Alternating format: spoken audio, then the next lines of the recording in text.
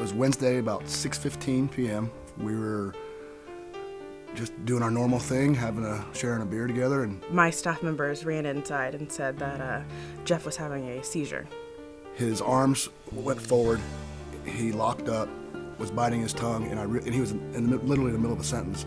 I realized he was in trouble. I would say time probably was standing still. You're kind of in a daze, not knowing what to do, and just still kind of seeing everything going on. Jen, the manager, jumped down there. I hit him as hard as I could right here in the jaw to get his jaw to release. Put my ear down to his mouth. There was like no breathing. Put my hand onto his chest. There's no movement in his chest as well. And then I realized he wasn't breathing. He had a heart attack.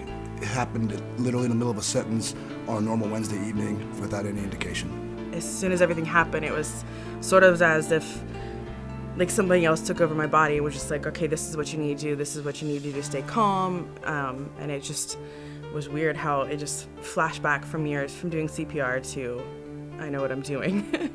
She started CPR, and we kept him going till the ambulance got there.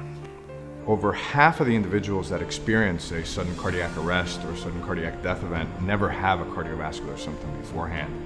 And so educating the public on responding to those individuals when they have an event like Geoff had is critically important, because that's really the only chance that they have.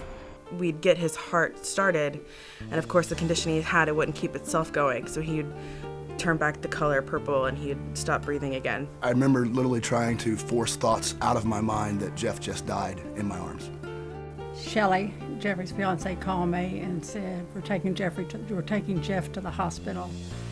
And I said, what hospital? What for? And so she said, you need to get to TMH, and your brother's being taken to the hospital.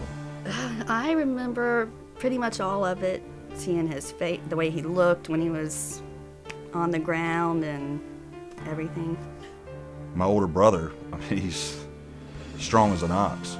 Looking up to him my whole life, to see him reduced to, twitching and shaking on an ER gurney, it was devastating. I'd never get that image out of my mind. They asked for his next of kin, is he an organ donor, does he have a living will, etc. And that probably was the most frightening, because that's what they felt was going to happen. As we're getting set up to kind of induce a coma in him, he all of a sudden started moving. And to me, that was just an awesome sight, because that tells me that actually his brain is working and he's got a pretty good chance. I felt scared. I wanted to go in and hold him. And I don't care how old you are with your child, you always want to hold him.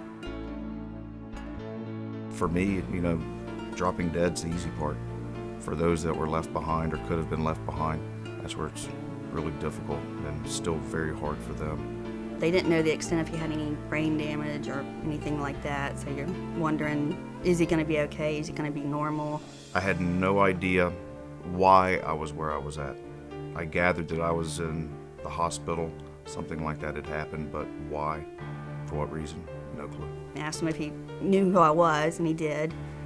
So we stayed the night and prayed the whole time. If you look at where I could have been anywhere else at that given moment in the day, working late, heading home, in the car, you name it, probably dead. I'm a healthcare professional. I teach CPR, and I never used it in real life. Learn CPR and then do it on the dummy. I never thought I would have to ever use it. My impression was, if I ever need this, it's gonna come in handy, but I hope I don't.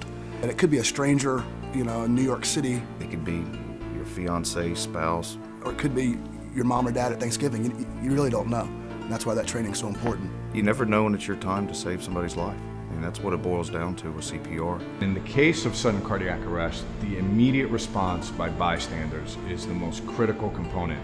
For it to happen at Miller's Ale House and have somebody there that really knew what to do, even more so than myself, was an amazing gift for Geoff.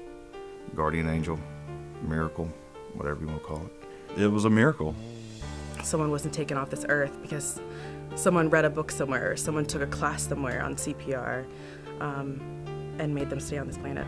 Life is so precious, and it could have just been, living the rest of my life without my older brother. And that,